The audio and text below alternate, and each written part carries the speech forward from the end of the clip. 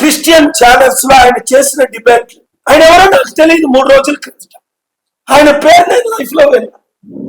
అందుకే నేను public interest litigation Christians తరపు, పబ్లిక్ తరపుని, పీస్ లవింగ్ హిందూస్ తరపు నేను ఫైల్ చేస్తున్నాను. సిబిఐ ఎంక్వైరీ డిమాండ్ చేస్తున్నాను. ఎందుకంటే ఆయన చేసిన డిబేట్లు అనేక ప్రశ్నలు ఆయన ఎత్తారు హిందూ దైవాల మీద. నేను అలా డిబేట్ చేయను. నేను రాముడిని గాని కృష్ణుణ్ణి గాని తిరుపతి వెంకటేశ్వర స్వామి మీద ఒట్టు పెట్టి ప్రత్యేక హోదా ఇస్తానన్నారు చంద్రబాబు నాయుడు, నరేంద్ర మోదీ. తెస్తానన్నారు వీళ్ళు, ఇస్తానన్నారు వాళ్ళు.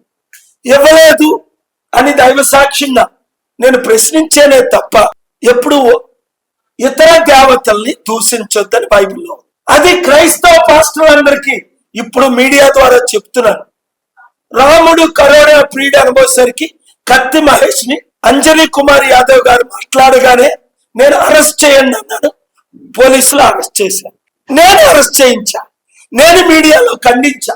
కత్తి మహేష్ నన్ను క్షమాపణ అడగడానికి వస్తే నువ్వు బాహ్యంగా క్షమాపణ చెప్పని అద్దంకి దయాకరు, ఆయన ఇంకొకరు ఎవరు మాదిగలు లేడు, మందకృష్ణ మాదిగి అశోక హోటల్ నా ప్రెసిడెన్షియల్ స్వీట్కి వస్తే వాళ్ళతో నేను వారు ఉంటూనే అద్దంకి దయాకరు బ్రతుకున్నాడు, మందకృష్ణ మాదిగి బ్రతుకున్నాడు. ఖండించాడు ఎవరిని? కత్తి మహేష్. హిందువుల మధ్య నువ్వు ఎందుకు చిచ్చు పెడుతున్నావు? హిందూ దైవాల్ని దేవతల్ని ఎందుకు దూషిస్తున్నావు? దేవుడు నిన్ను శపిస్తాడు అన్న నేను కేఏ పాల్ గారిని ఒక్క హిందువేనా ప్రశ్నిస్తారా? ప్రశ్నించరు. ఎందుకు? జగద్గురు హిందువులకు, 100 కోట్ల హైందవులకు జగద్గురు. అక్కడ ఫోటో చూడండి. ఇదే ఆఫీస్కి, ఇదే చారిటీ సిటీకి 70 సంవత్సరాలు జగద్గురు. 2020 చనిపోయారు. నా ఆశీస్సులకు నాకు మద్దతు ఇవ్వడానికి 4 పీఠాల్లో 2 పీఠాలు అది లైవ్లు ఇస్తున్న వాళ్ళందరూ దేవుడు దీవించుగాక. ఎడిట్ చేయకుండా ఇవన్నీ లైవ్లు పెట్టండి ప్రతి ఛానల్. ఎందుకు? ఈ రాష్ట్రాలు బాగుపడాలంటే ప్రవీణ్ పగడాల లాంటి మరొక హత్య జరగకూడదు. పవన్ కళ్యాణ్ స్పీచ్ మరొకసారి రెచ్చగొట్టినట్టు ఉండకూడదు. హిందూ ముస్లిం క్రిస్టియన్స్ మధ్య శాంతి. 54 ముస్లిం కంట్రీస్ ప్రెసిడెంట్లు నన్ను పూజిస్తారు. ఎందుకు? అప్పుడు ఖురాన్ బర్నింగ్ ఆపాను. అమెరికాతో యుద్ధం చేశాను. ఇరాక్, ఇరాన్, సిరియా, లిబియా, పాలస్టీన్ కొరకు. అమెరికాతో క్రైస్తవ ప్రెసిడెంట్లతో బుక్ రాశాను. అల్కాడా విన్నింగ్, అమెరికా లూజింగ్ అని 300 పేజెస్. ముస్లింలకు అండగా నిలబడ్డాను, హిందువులకు అండగా నిలబడ్డాను. లడ్డూ వివాదంలో సుప్రీం కోర్టుకి వెళ్ళాను. తిరుపతిని ఒక టెరిటరీ చేసియండి లేదా ఒక స్టేట్ చేసియండి. హిందూ ప్రీస్టులకి ఆ 1000 కోట్లు ఇచ్చేసేయండి, వాళ్ళు ఏమైనా చేసుకొని. పాస్టర్లకు చర్చిల మీద అధికారం ఇచ్చినట్టు, మహమ్మదీలకు మాస్కుల మీద అధికారం ఇచ్చినట్టు, హిందువులకు అన్ని టెంపుల్స్ కి అధికారం ఇవ్వండి. రాజకీయ నాయకుల్ని దూరం పెట్టండి. లక్షల కోట్లు హిందూ తిరుపతి ఆస్తుల్ని కాపాడండి. క్రైస్తవ చర్చి ఆస్తుల్ని కాపాడండి. ఇంకా ప్రశ్నలు చాలా ఉన్నాయి. ఇప్పటికి 18 అడిగాను. తన ప్రాణాలకు ముప్పు ఉందని ఆయన కుటుంబ సభ్యులకు చెప్పారు కదా, పోలీస్ స్టేషన్లో కంప్లైంట్ పెట్టారు కదా. ఇప్పుడు ఇవి 19 ప్రశ్నలు. ఇప్పుడు ప్రశ్నలు. అధికారుల పాత్ర. ప్రత్యేక దర్యాప్తు బృందం సిట్టినేశారు. ఎందుకు ఏర్పాటు చేయబడింది? వారి దర్యాప్తు ఎంతవరకు వచ్చింది? పోలీస్ అధికారులు ఈ కేసుని నిజమైన ప్రమాదం అని ఎందుకే ముందే తేల్చేశారు? ఫుటేజీలు చూపించి ఆయన తాగాడు, ఆయనకి యాక్సిడెంట్ అయింది. అరే, పోస్ట్ మార్టం జరగకుంటే ఇవన్నీ మీరు యాక్సిడెంట్ అని ఎలా మీరు నిర్ధారిస్తున్నారు? అది తప్పు కాదా? పోలీస్ ఫెయిల్యూర్ కాదా?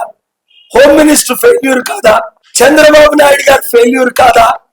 అందుకే ఆయన డీజీపీతో మాట్లాడి ఇప్పుడు కరెక్ట్ గా చేయండి అని ఆజ్ఞాపించారు. దానికి నేను చంద్రబాబు నాయుడు గారిని అభినందిస్తున్నాను. ఆయన ఇంటర్ఫీర్ అయి పవన్ కళ్యాణ్ వెంటనే క్షమాపణ చెప్పాలి. నేను రెచ్చగొట్టిన మాటలు ఆడిన మాటలు వెనక్కి ఎందుకంటే అవన్నీ రికార్డెడ్గా ఉన్నాయి కదా. ఆయన ప్రతిసారి మాట్లాడింది రికార్డ్ అవుతుంది కదా, రోజుకో మాట్లాడింది రికార్డ్ అవుతుంది కదా. ఆయన జనసేన పార్టీ మీటింగ్ లో 1.5 గంటలు మాట్లాడి వాళ్ళ అన్న మాట్లాడి రికార్డు అయ్యాయి కదా. ఇవి వెనక్కి తీసుకోలేరు కదా మీరు. ప్రూఫ్ ఉంది కదా మా దగ్గర. మీ ప్రతి మాట, నేను మాట్లాడిన ప్రతి మాట రికార్డ్ అవుతుంది కదా. ఎప్పుడైనా అన్పార్లమెంటరీగా మాట్లాడారా? పవన్ కళ్యాణ్ మీ బట్టలు పీకేస్తా, తాత తీస్తా, నెక్కడికి నడిపిస్తావు, ఇవి చంపేస్తావు, అవసరమైతే చనిపోతాను, ఇవి రెచ్చగొట్టిన మాటలు కావా? ఇవి అన్పార్లమెంటరీ మాటలు కావా? నేను ఎప్పుడైనా అలా మాట్లాడాను? తాత తీస్తా అని ప్రజలు అంటున్నారంట. ఎందుకు? యూత్, నిరుద్యోగులు, ఉద్యోగులు. అరే, లక్షల కోట్లు అప్పయింది. ఇచ్చిన వాగ్దానాలు 2 రాష్ట్రాల్లో నెరవేర్చట్లేదు. అందుకే లాస్ట్ క్వశ్చన్, మంచి చర్యలు తీసుకోమని చంద్రబాబు నాయుడు గారిని, అలాగే 48 గంటల్లో పోస్ట్ మార్టం రిజల్ట్స్ ప్రకటించకపోతే నా ప్రణాళిక నేను చెప్తాను. Legal, national, international, CBI, political leaders including prime minister, home minister 2 రోజుల క్రిందట పెద్దవారిని నేను ఢిల్లీలో కలిశాను. ఈ విషయం చర్చించాం. 3 పెద్ద లీడర్లో ఒకరిని కలిసాం, ఒకరితో మాట్లాడాం. నేనే ఆ బెట్టింగ్ యాప్ విషయం మీకు తెలుసు.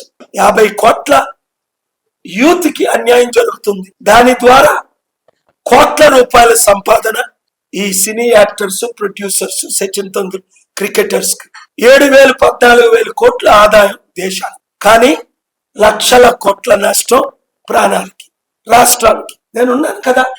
7569441275 గ్రూపులు పెట్టండి. ఒక్కొక్కరు 100 మందికి చెప్పండి. మార్పు రావాలి.